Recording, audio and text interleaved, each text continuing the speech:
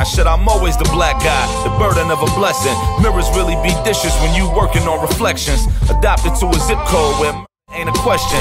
Just me and Charlie Brown here, serving and collecting, right? When I'm cooking my curry goat, I like to season the night before. So I would start by washing my goat meat with vinegar and water. Here I had about 1.5 pounds of goat meat. I then cut some of the larger pieces into smaller pieces as I needed to.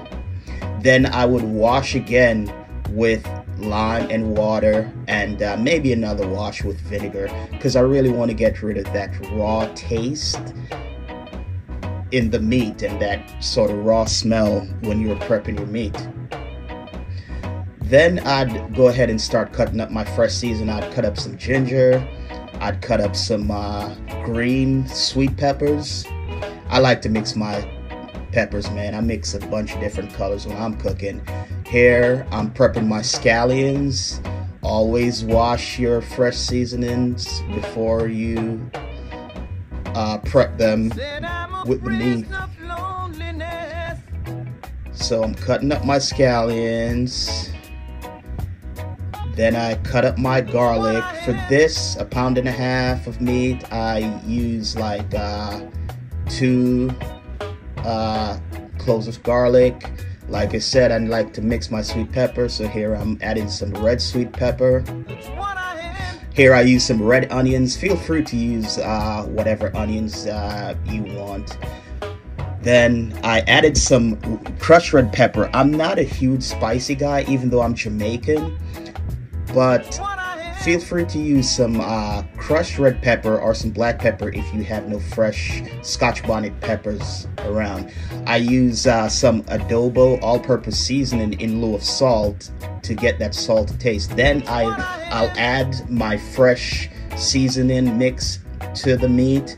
Add some more adobo over the fresh seasoning, and I stir it in real good with my gloved hand. As you can see, wearing a glove, don't want to be getting curry under your fingernails. Then I get into the serious work of thoroughly mixing in the curry powder. I get granular, you know, I really like curry every piece of meat I can. I like to prep my meat overnight, so I prep it, put it in the fridge. Next day's here, it's time to cook. So the first thing I'll do is I'll bring my oil in a pot to heat, and then I'll sear the curry, or like some people call it, burning the curry.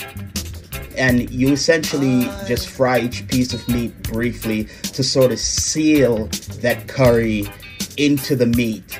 Then I get rid of the oil, and then I put the curry back in the pot. Then I'd use some hot water from my kettle and get all that curry seasoned mixture out of my container into the pot.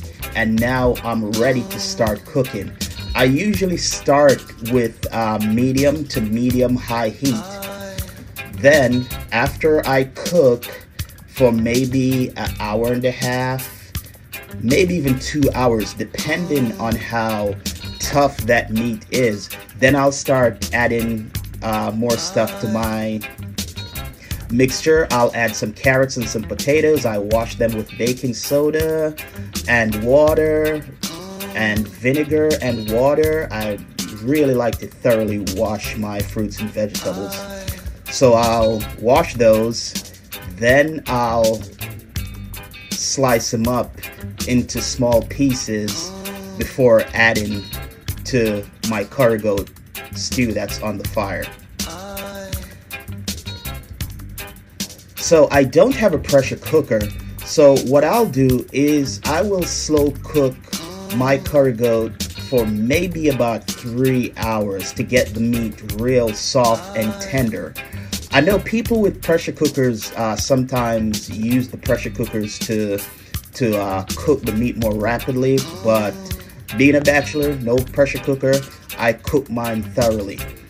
After adding carrots and potatoes, this is something I learned from an aunt of mine, that when you add carrots to a pot that's cooking, the carrots tend to change the taste, so you usually have to add a little bit more salt to counteract that neutralizing effect of the carrot. So I'm letting my curry goat cook. Like I said, I usually cook it on like medium for anywhere from 2.5 to 3 hours. Added a little more pepper. Now I'm ready to make my salad. I like shredded carrots, love shredded carrots. Love me some tomatoes. And this is a hero shot of my curry goat and my rice and peas. I'm almost ready to eat. Fix my plate. A little salad on the side. And after all that hard work, it's time to eat. Yum, this is delicious. For real, for real.